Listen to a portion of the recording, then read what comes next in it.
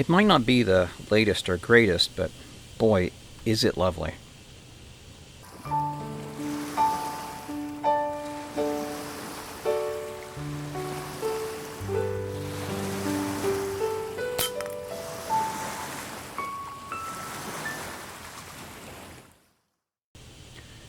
Welcome back to Canic Air. What I have here on the bench today is a bit of Aragon aristocracy. This is a Weihrauch HW55M, M for match. If we turn it around here, there's our markings, HW55M, made in Germany, caliber 4.5. Of course it's 4.5. They never would have made this in any other caliber. Match competition, 177 caliber is pretty much mandated for scoring purposes. This is a match grade gun, as evidenced by the peep sight on the back. The 55S would have had a sporter style rear leaf sight right here, but this one is the M version with a peep sight. There was also, at the time, a Tyrolean version that had a scooped out stock, a little bit higher in the back, so you could rest your face right into it. They deemed that an unfair advantage in competition and essentially banned them. Which I guess is why even now today when you see match type air rifles, they do still have a fairly straight top to them, even though you could probably manage something that would cradle your face or even strap your face into it. But no, your face has to rest on there. The HW55 series came out in the mid-1950s. This was Weihrauch looking to build their business in the post-war years, and air rifles were seen as a good way of doing that. Their HW50 was an excellent rifle, and its design is still around today. The 55 faded out in the 1980s because by that time it had become rather, I should say, obsolete in the higher end of target shooting, which this is what it was designed for. This was a very competitive rifle when it was introduced. This particular one, according to its serial number, should have been made around 1969, which is an interesting year for the HW55 because I've seen it written on the internet that in 1969 the European champions were won with one of these rifles. I haven't been able to verify that because information like that is very difficult. You can find out who is competing in those championships. You can even find out the scores, but nobody actually lists what rifle or pellets they used or other inconsequential stuff. But somebody somewhere, I believe, must have read it in a magazine or something, and it does get repeated on the internet. I can't verify if it's correct or not. But by that time, 1969, this gun was on its way out. It is a break barrel spring piston air rifle, and by that time Diana and Finework Bow had introduced recoilless systems, the Diana one using two pistons that went opposite directions to counterbalance each other out. The Finework Bow just went on a whole sled where the whole gun just jumped back, a few millimeters to just counteract the recoil as the pellet left the barrel. This gun still recoiled. Also in the 60s, Walther introduced their LGR rifle, which was a single-stroke pneumatic, which that was a design that really took off as well after that point. So this represents the end of an era in some ways. And you can kind of tell it's also end of an era in the fact that it's got a high gloss blued finish on it. It's got a glossy varnish stock on here. We've got hand-cut checkering. All those things kind of disappeared after that time when it came to competition rifles. You ended up with satin oil finishes on the stocks, much duller, sandblasted or bead-blasted matte finishes on the metalwork. Checkering gave way to stippling. And partly because I think in some ways, because these guns often got heavily modified, so you could, if you didn't like the way the grip fit your hand, you could cut it away, rasp it away, and then with stippling you could get somebody to, re-stipple it a little bit and rub some oil into it and it'd look half decent again. A lot of competitors didn't even care about that. You see a lot of them where there's like wads of tape on them or bits of putty built up here and there. More contemporary air rifles have adjustments up the wazoo, little tiny, they almost look like Meccano Erector sets, a little adjustments for every conceivable dimension, which means that probably you never ever have your gun properly set up. But you're always worried about what if my cheek piece was a millimeter higher or lower, further forward. This gun here, though, is not in its original form. There is a trigger shoe on here. That seems to be a fairly common thing that was favored in the 1970s. They seem to have faded away a bit. I have to agree. I've tried guns with trigger shoes or wide target triggers, and yeah, it gives a more vague feel to the trigger than when you've got something that's just you can just line it up on the ball of your finger, tip of your finger. So this is, but this definitely speaks to something that was in use in the 1970s, like this gun likely was.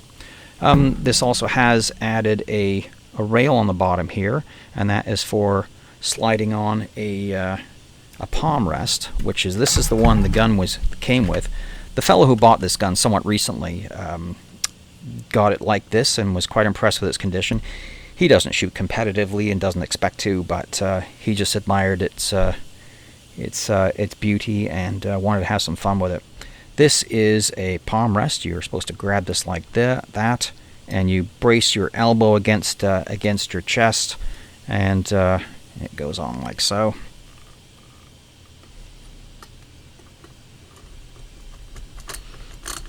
And obviously there's a little stop here. You can decide where you want it to sit. You want to be in the same place for every competition, so you would set a little stop there. You can adjust this for up and down height. You can adjust, obviously, how it moves around, and you grab it like so. But looking closer at this, I would have to say this piece has been tinkered with. It says Anschutz on it, so it's obviously not original to the gun. And you can see this has been cut in through the checkering. So yeah, but that's what people do with target guns. You had to make them fit you. So this is an Anschutz piece, but this casting here just appears to be solid aluminum. Does not strike me as being very factory. I would say that somebody very cleverly made an aluminum casting to fit their hand just about right, and then painted it black and attached it to this Anschutz piece. The original Anschutz one would have been something of a D-ring with just a wooden handle across it. That's what most of them appear to have been. So yeah, this has been modified to suit a shooter. So yeah. But the rest of the gun hasn't suffered too much. As I say, nobody's cut into the stock too much aside from putting in the rail. There's not stuff stuck to it. There isn't stickers all over it from various competitions, which are, you have to decide whether you want to remove those or not. It's fairly correct. It also has its original target sight on here, which can't be understated. So many match guns that you see being offered for sale these days, peep sights are missing. Sometimes the front sight's missing as well, because somebody at some point wanted to put a scope on there, and you do have dovetail scope rails here, and you can slide that off, put a scope on there, and then a few years later, nobody remembers what happened to the peep sights. In a drawer or a box somewhere, gets separated from the gun, and they never make it back together again. But this is an original Weihrauch micrometer adjustable match sight for this gun, which is kind of cool. The gun also boasts a record trigger. Some earlier versions of the 55 match had a more basic trigger on there. This one is supposedly a bit more refined. This is the record. This is the match version of the record. It's got this large aluminum collar that goes around the adjustment screw. So I think for finer adjustment, locking it down, supposedly even better than the record trigger that we all know, or most of us know anyway. The butt plate, I'm guessing this is also an add-on. Doesn't quite fit exactly correctly. I don't know whether the rubber part is original or not. I don't know. A lot of variations on this gun over the years, so it's hard to be exactly certain that you know what every HW55 looks like or what equipment it should have. But looking through old catalogs would be probably handy, maybe if I could find some of those. But I'm guessing this has been added on as well.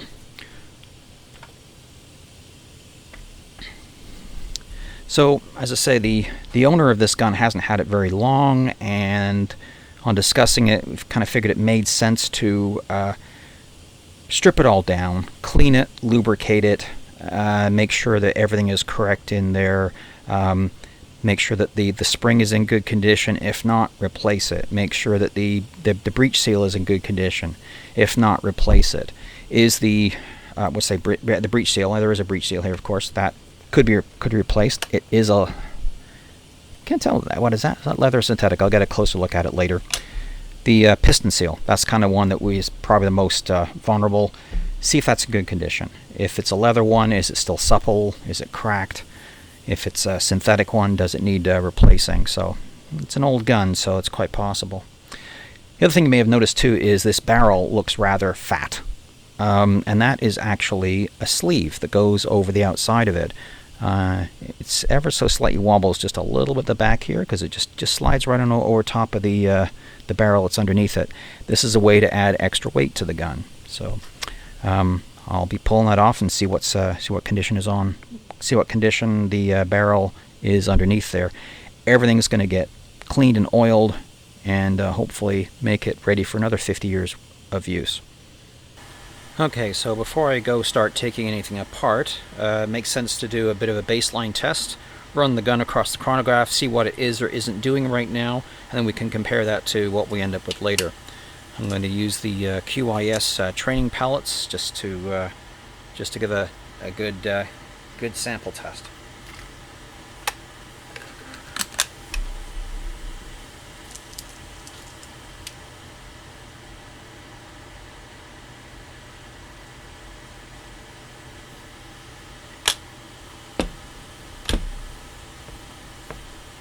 Not sure where that reading of 114 came from. I haven't shot anything yet. Alright, let's see what we can do.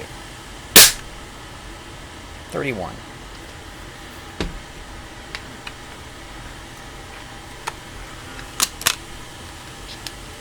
Okay, maybe my chronograph might be upset with its lighting.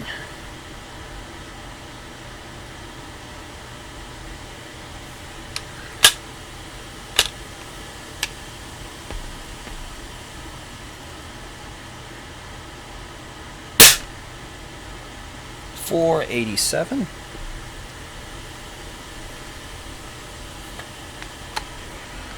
Traditionally, a target rifle should be shooting somewhere between the 500 and 600 feet per second range. That's quick enough to cut a clean hole in the target, and that's all that's really necessary. 487 again.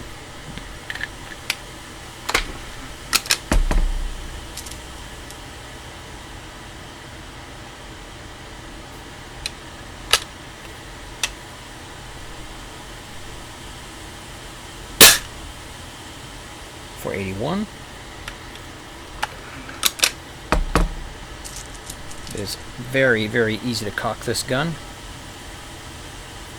Mainly because A, it's not a powerhouse, and B, that barrel's awfully long.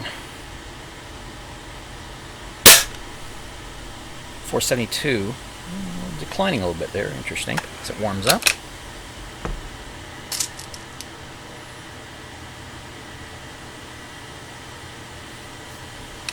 Could also be an iffy pellet, I suppose, but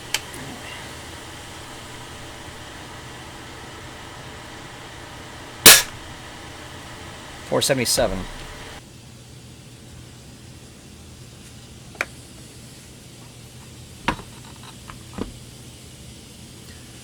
First things first, I'm going to drop it out of the stock.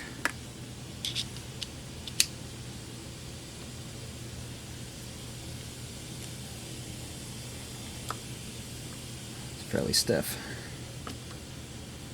I would expect this gun has not been apart in quite some time.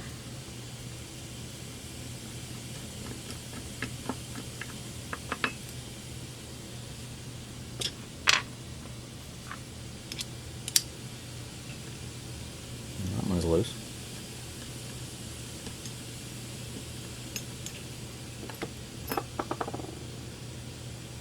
Black paint or Sharpie marker on there or something. Oh yeah, that can't come off because the trigger shoe is in the way.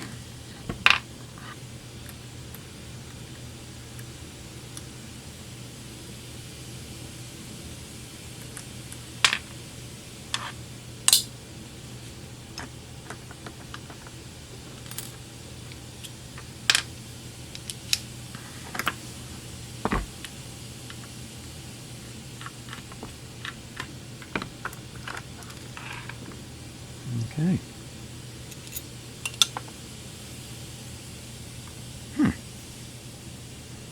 Homemade plastic washer there.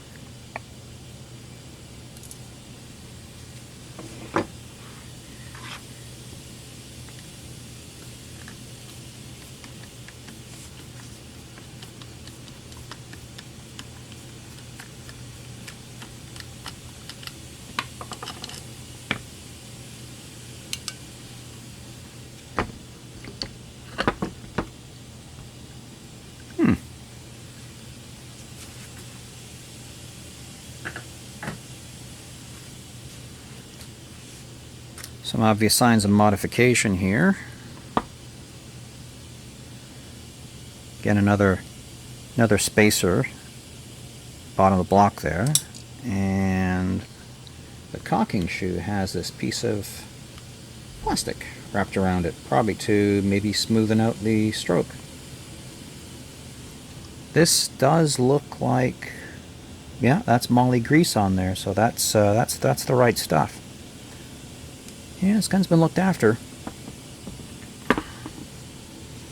Now, what are we going to remove first?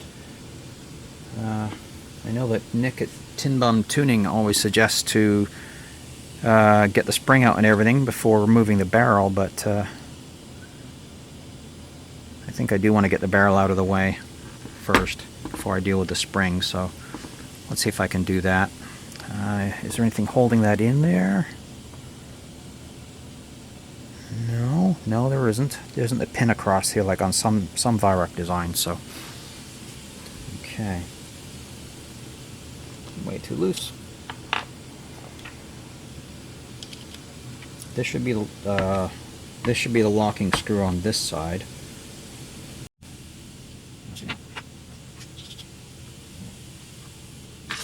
Yep. That's kind of stuck on there a little bit, but that'll probably just unthread from it as I take this side out.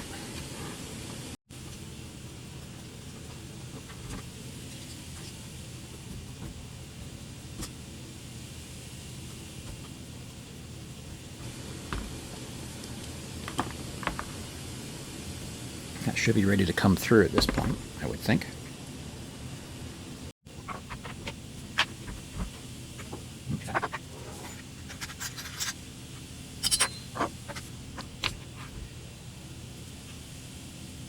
Okay. Now that's the lift up out of there.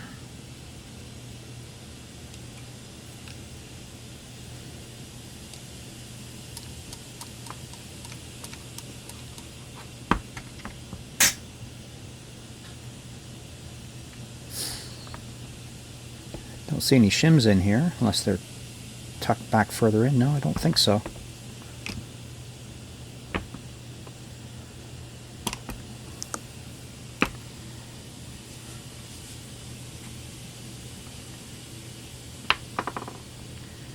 And that piece of plastic is certainly getting in the way. There we go, lift up. And it's still in the way.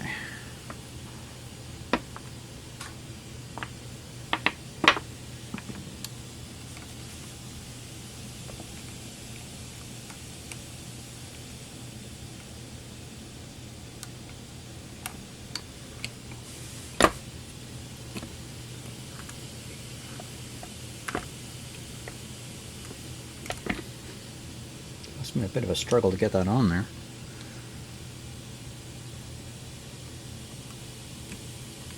Okay.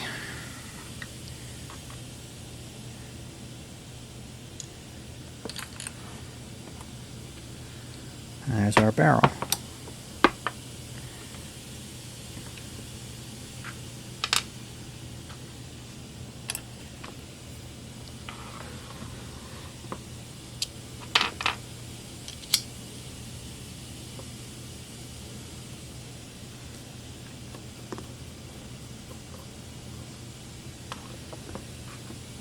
So we have a tunnel type front sight, which dovetails on from the front. I believe this is pretty much the same thing as they use on current model Weihrauch. rifles. It's really similar to the one they use on the H30S anyway.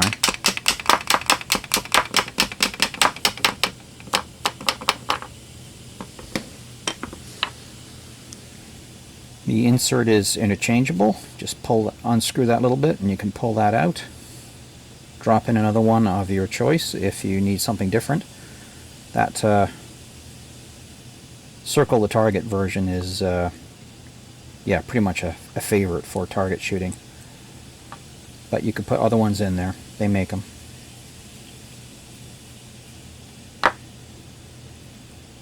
Okay. And this little screw,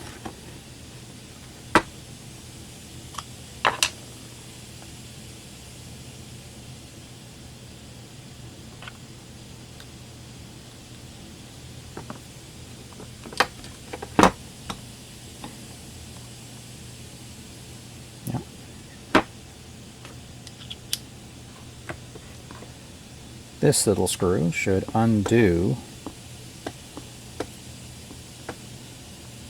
the barrel sleeve. I'll take it right out just to see what's underneath there. It may just tighten down against the barrel. That would make the most sense. No, there is actually a locking recess in the barrel for that. Okay. Does this just slide off, or does it have to be harder than that? Yeah, it's going to be a little more tricky.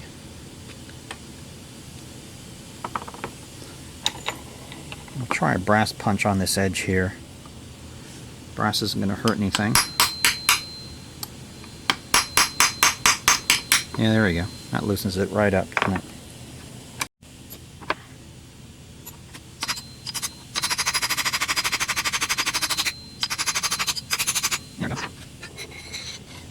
Yeah, be good. Needs another good coating of oil inside here. This obviously hasn't been off in years.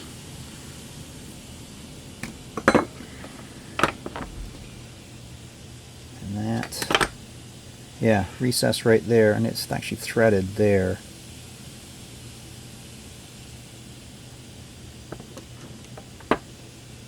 The jacket is threaded though, so yeah, interesting.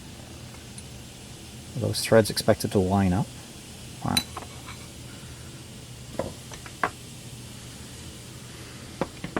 Okay, the business end.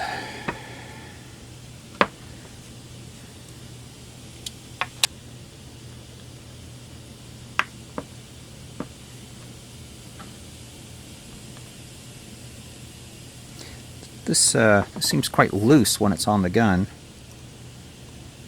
Feels a little tighter now, oddly enough, and the barrel's out of the way. Yeah, it comes undone.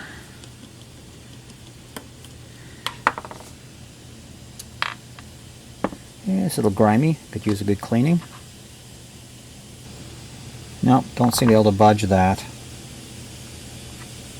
Not sure what's holding it up, but it's not going to be necessary to disassemble the rest of the gun. So now we have to face the trigger. There are two pins that hold the trigger block in, and until that's out, you can't unthread the receiver cap from the compression tube. So you need to tap those two out with the punch that I just put down and I can't find. Here it is. Long one goes in the front, the short one goes in the back, and they come out really easily.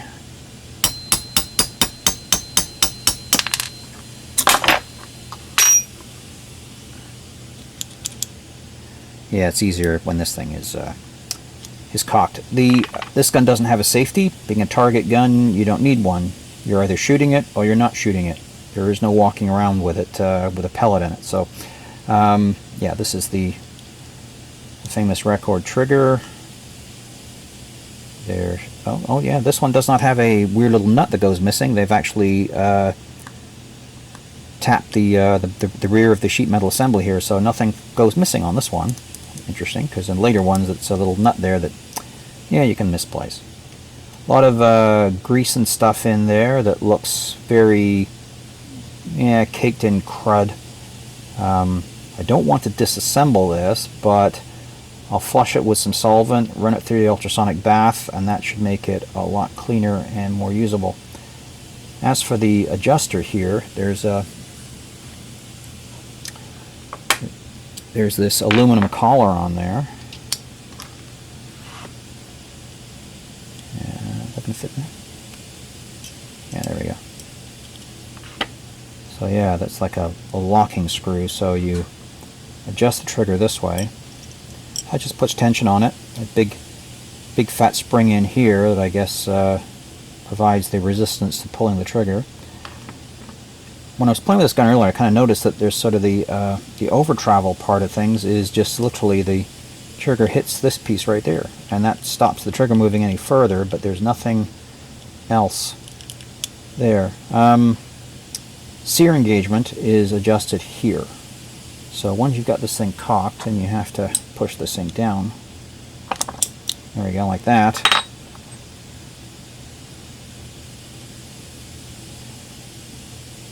There's your first pull, and then keep going. There you go. There's a little movement in there.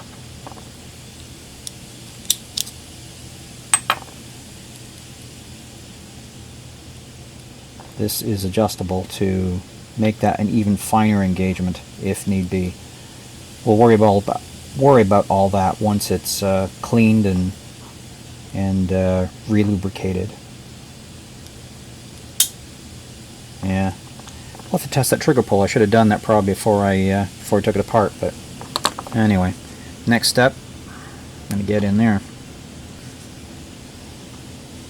The threads aren't quite aligned there, but the dovetail, yeah, this wasn't screwed in quite all the way. There's like about a, I don't know, half or third of a millimeter misalignment there. We'll worry about that later, so see what we can do to get this apart. I think what I'll do is I'll clamp it in the vise and to get a good grip on it and start it. There's no locking screws or anything else in here. It is just threaded in.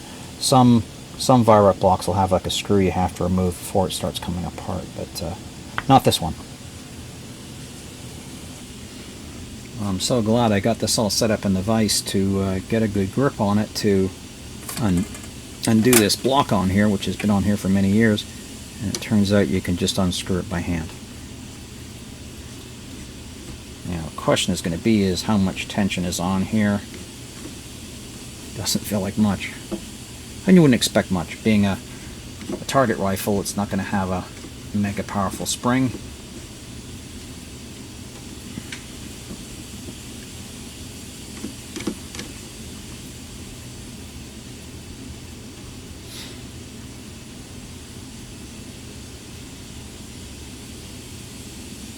There was a locking recess on the bottom, which looks like the trigger guard screw goes right through that, so it does lock these two together. They can't unscrew themselves while you're shooting.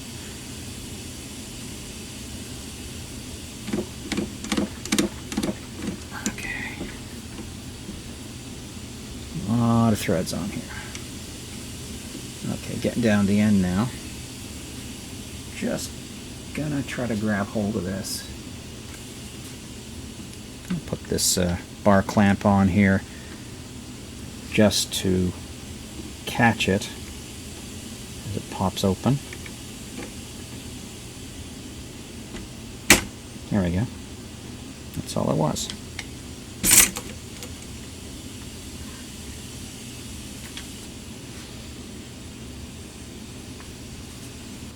So here's the breech plug removed. Nice hefty piece, solid machined. Yeah, no sheet metal here. Here's our spring setup. Yeah, seems a little dry, but it does have moly on it. And there's the spring guide. Simply made, but I guess does the job. Spring is nicely ground flat there. Bit of a burr on it, but that's okay. Yeah, definitely a lot of moly on this end. Okay, now we got to tease the piston out to get a good look at it.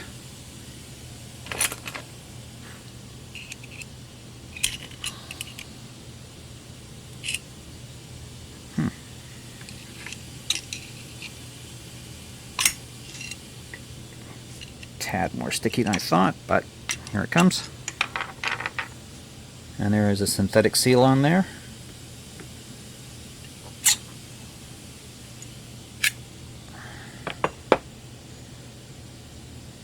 And liberal application of moly grease everywhere. It looks good. Seal seems a little burnt the edges, but yeah, it's got a tapered front to it, so it's not what they call a parachute seal, unless you consider this little cavity in here capable of flexing it outwards. And maybe it is. And it's still got some flex to it. It's not getting brittle. The lines here are interesting, but yeah, that's a good looking setup there.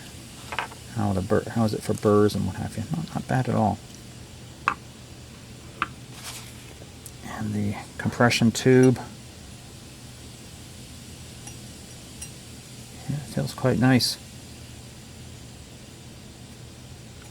Little rough edge around the back of that screw hole there. Might want to clean that up before we push the seal back in past it. And that front edge feels a little bit scratchy as well. We can clean that up too. Okay. Not sure what's going on with this barrel latch. Doesn't want to budge at all. I can see there's a locking pin through it there, but I don't know if that just pops out or whatever. Don't know. And there's the pin there that, you know, restricts its movement. But basically, it's really simple. When the barrel is locked, this surface there just locks into the back of the barrel, and that's that. And then when you want to open it, it gets out of the way. There's a small detent right there, which I guess, yeah, that's not sure how that's held in. Maybe it's just punched in. Yeah, very nicely made, all well thought out, and designed in the 1950s and still being made in the 60s. And the design lived on into the early 80s when it was basically became a more youth-oriented rifle for, you know, clubs and teams that couldn't afford, you know, recoilless rifles for everybody. This was a good way to go, great way to learn. But it did have a career as a full-fledged target rifle back in its earlier days. Anyway, we'll give everything a thorough clean and see what we can figure out from everything.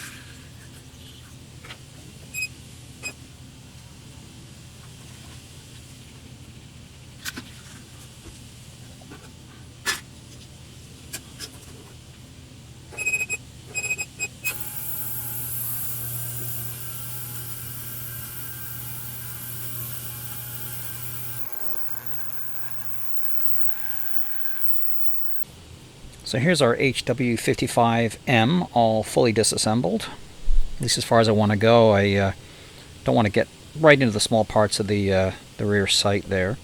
The trigger pack can all stay together. I've flushed it out in the ultrasonic bath. Parts are nice and clean. Soaking in some oil there. I'll grease some of the key parts later on. Good news is the spring is still nice and flat. No kinks in it or signs of damage, so that can stay. The bad news is the piston seal. It was mounted on there like so, with this screw going through it. And upon study and reflection, especially after taking it off, discover a couple things. One is this little dark line around it here is actually a crack. It was mounted on here like that, and this part right here is starting to crack all the way around its circumference, and eventually that will come right off. So it hasn't cracked all the way through yet, but it's getting there. So yeah, I'm going to want to replace it for that. Problem is, what kind of replacement are we talking about here? Well, this is a synthetic seal. Looks like it's for a Weihrauch. It is a parachute type seal. This little lip right here is supposed to flare out as the piston goes down the bore and creates a tighter seal against the compression tube. Except that that's not how it was mounted. It was mounted on the piston this way around. What has happened here is this gun would have originally had a leather seal on there, and I do believe the confirmation of it here is on the breech seal here, right in there, is also leather. You can, yeah, it's not a synthetic seal. So, and leather's great. Leather works just fine until eventually, degrades. Of course, that's true of synthetic stuff too. On the plus side for manufacturers, synthetic items can be made a lot more consistently, and whereas leather, you're always at the mercy of the materials, the raw materials you get. This should be mounted on like so, and on an HW55 you can still get an adapter piece that screws in here, provides a little flare on it, and this little cup edge of it clips onto it like that. This is what should have happened. Somebody has taken a synthetic seal, punched a hole in it so they could mount it onto the end of the piston, and using this part here, which would have been for the original leather seal. However, because we got a squishy end here, it's been smacking up against the end of the breech block on this side here, and if I look down the barrel there, I can actually see an impression of that screw head in the end there, which yeah, that's not right. And you can see this piece is also woefully crooked from being smacked against the end of the breech block there, so that is a problem. You can still get that adapter piece, and you can still get a brand new piston seal, which I believe is 25 millimeters. I should measure that.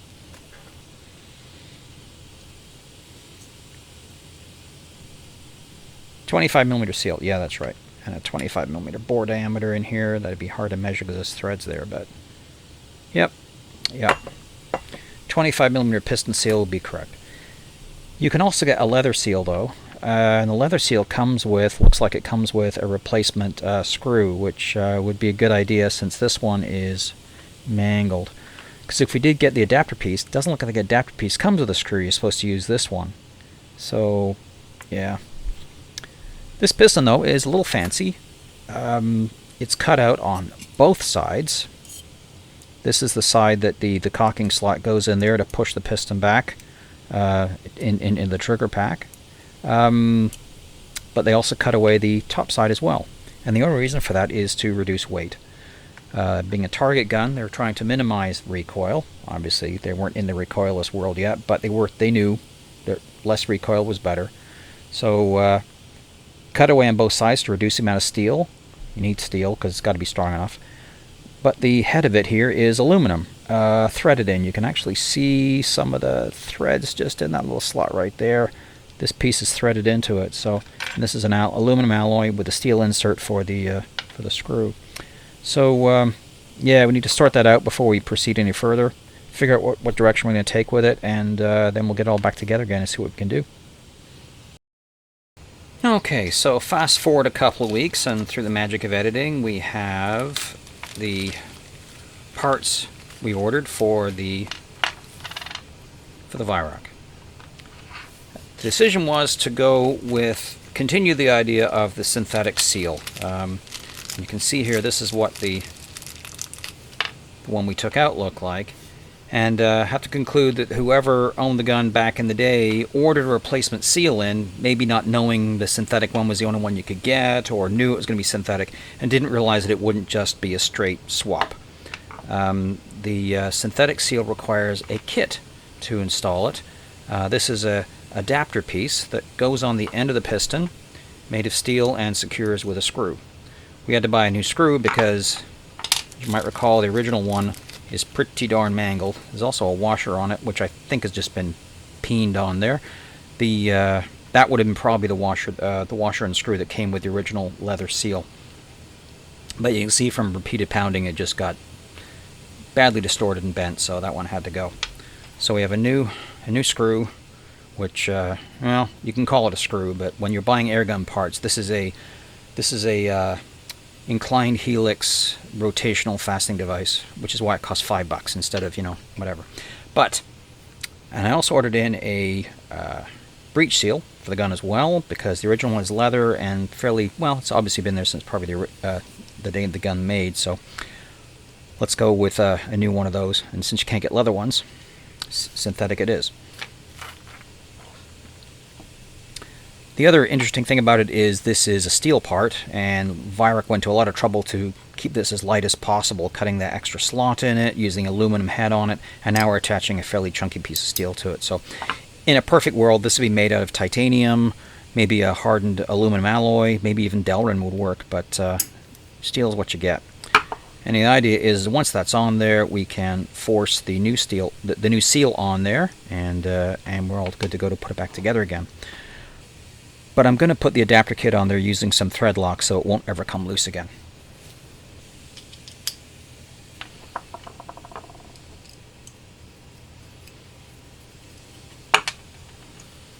Going to use the red stuff, which is supposed to be permanent.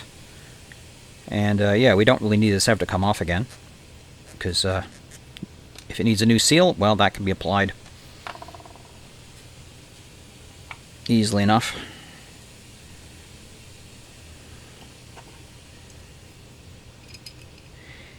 If this part ever does have to come off, heat will loosen off the adhesive. So, but I can't imagine anybody will ever need to do that.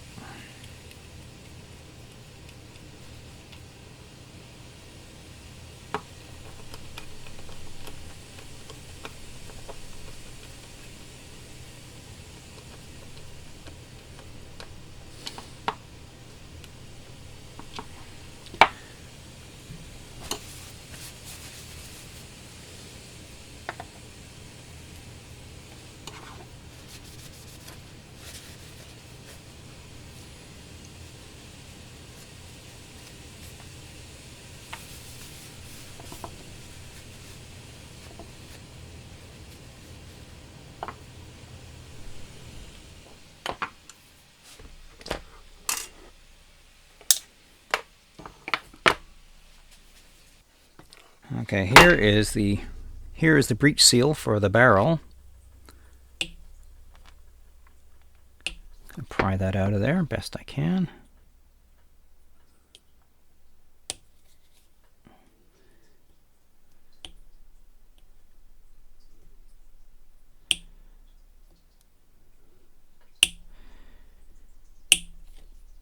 There's no putting these things back once you've removed them. You destroy them getting them out. Yeah, it is leather, all right.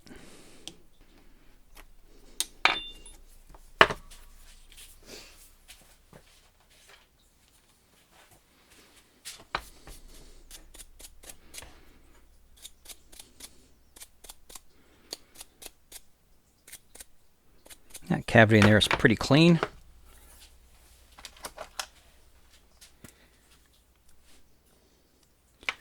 Just going to put a little smear of silicone grease on this, although it is really more of a hard plastic than a rubber.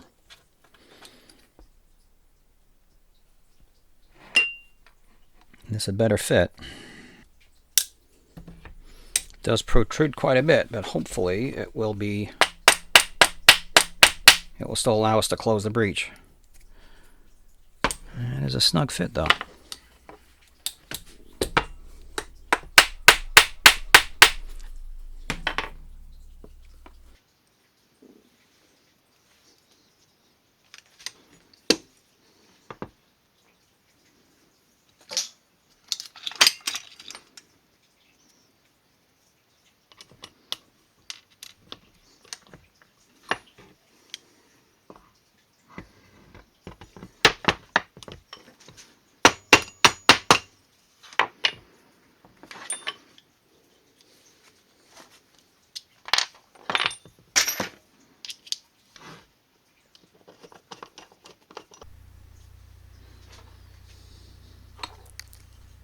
And while I did think I was recording the final few minutes of reassembly of the HW55, it turns out the card on my camera filled up and shut off on me.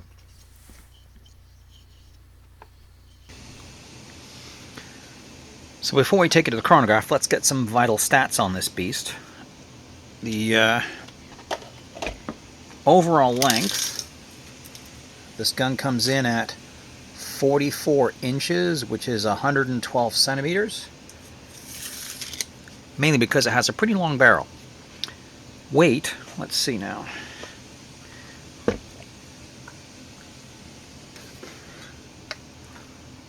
Zero that.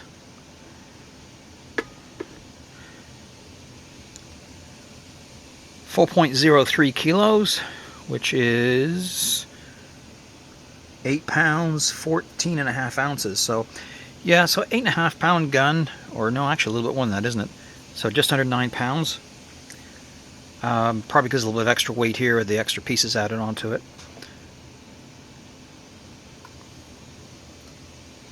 And let's weigh the trigger pull.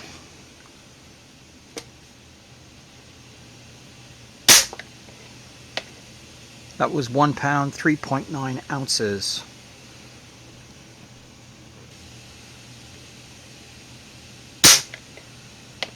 £1 pound, 1.6 ounces.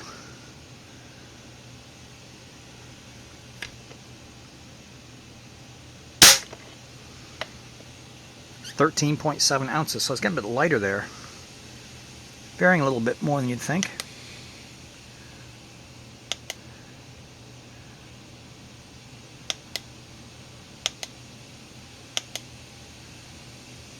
Maximum was 1.39 and 13.7. Okay, so in units, so 560 grams, 390 grams. So it's varying quite a bit there, but still a nice crisp trigger. So we'll try that out at the range, see how it goes. Okay, let's see if I can struggle to get this to shoot across the chronograph. Trying to figure out how to load this gun left-handed.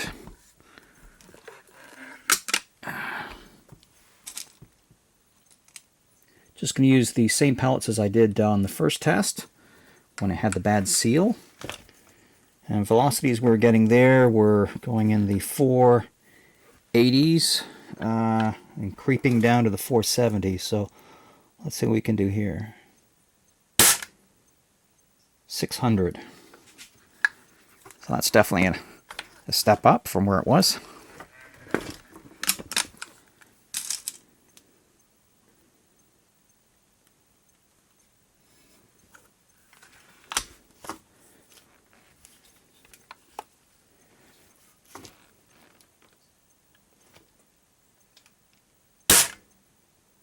.606.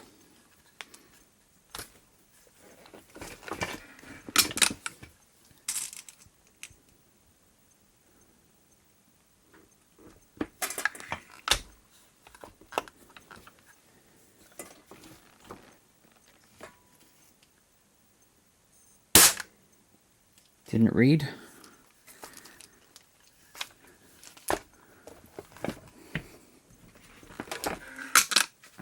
Okay. Let's try shot number 3 again then. Can't see the breech. There we go.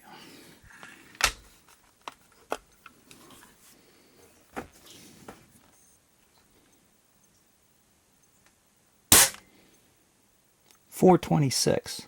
That's massively lower. Good grief.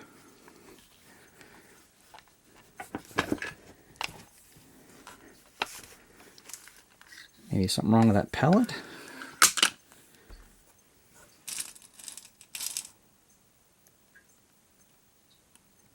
Or just, maybe just the chronograph is getting fussy. I don't think I've recharged the lights on it. It's the chronograph lights yet in a little while, so. 601. Yeah, I think that 426 is a weird anomaly there. If that was even an accurate reading.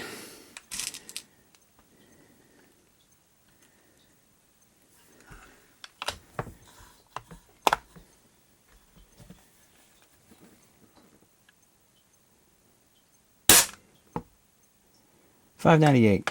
Okay, so shooting right around 600 feet per second with presumably good pellets. All right, let's see what it can do at the range. So here's some of the pellets we're going to give a try in the Weihrauch HW55. All are wad cutter, since that's primarily what this gun was designed around. Just some old favorites, the RWS Meisterkugels. I've got the heavier 8.2s, which are 0.53 grams. That comes important later. And the 0.5 grams, which is 7.7 grain. Supposedly more for pistols, supposedly more for rifles. But, well, we'll see. JSB match. These are always a decent pellet, again in that 7.7 grain range. The finale match from H&N. This one I think is the lighter weight one. I can't remember exactly what the weight is on that. I'll have to look it up again later. And never tried these ones before. These are from Brazil, from Rifle, the Rifle Cutter Sport. So again, a wad cutter. I think a little less expensive pellet, so we'll see how they do. This is the RWS R10. This is a premium pellet that the Meisterkugel used to be their top-of-line pellet, and then the R10 came along a bit later. So, and these I believe are the 0.53. So again, the heavier pellet. And from QIS, I've got a box of the match grade ones that, again, can't remember the weight on these. But yeah, well, we'll see how they all do. And again, I'm not going to get too serious about it, but basically just want the owner of this lovely Weihrauch just to know what pellets maybe to avoid and what ones to maybe concentrate on. So here we are at the range, trying to learn the correct firing procedure for this match gun. I found the barrel latch a little bit clumsy at first, but I soon got used to it. Took a few shots to sight it in, just to make sure it was printing fairly close to the bullseye. And yeah.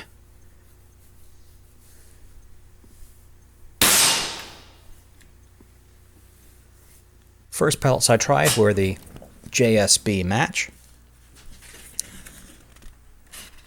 I didn't sight it in perfectly, obviously, because it's shooting just a little bit low and a tiny bit to the right.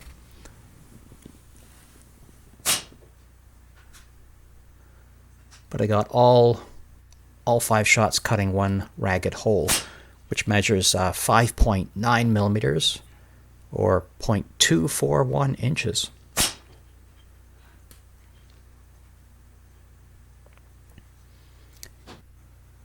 The H&N Finale match, which are a 7.6 grain pellet, put in a marginally smaller group. Again, a little bit low, a little bit to the right. So same sort of point of aim as the JSBs. And they were 4.4 millimeter group, 0.188 inches. Very tiny. Nothing wrong with how this gun shoots whatsoever. The pellets I'd never tried before, the fairly inexpensive Rifle Cutter, put together the smallest group of the day, with a lot of these pellets just going through the same hole. That shot there opened the group up massively, so now we have a 2 millimeter group, 2.0, which is only 0.08 inches in diameter. So this gun, not terribly picky about pellets. Puts them all in the same place and all pretty well. This is the RWS Meisterkugel, the lighter weight one at 7.7 grains. They come in the blue tin. And this gun seemed to prefer these a little bit better because we have a 4.35 millimeter group, which is actually oddly 0.177 inches in diameter. But of course that's center to center.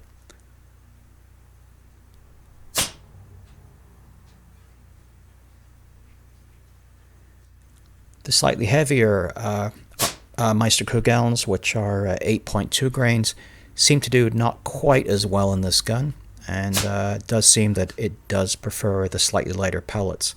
Again, we're looking pretty thin margins here, but yeah, this is just a little bit opened out a little bit more. it's only 5 shots. I mean, you'd have to shoot a lot more groups to be dead certain that you've got one pellet better than another. But these ones came in at 7.7 millimeter group, or 0.293 inches. Again, tiny.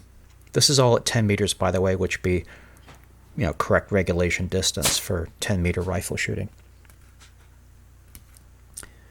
These are the slightly fancier RWS R10s, and in this instance I was using the heavier ones. I do have some lighter ones, which I didn't bring with me. But these put together a 3.9 millimeter group, which is 0.148 inches.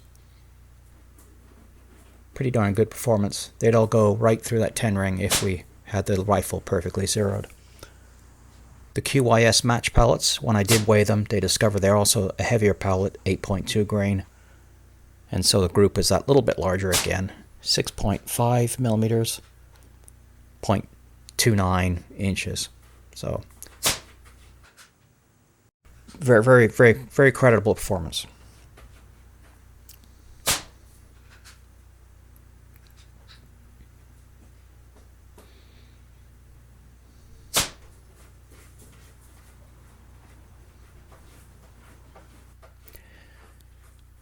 Well, it's all back together again and performing very nicely.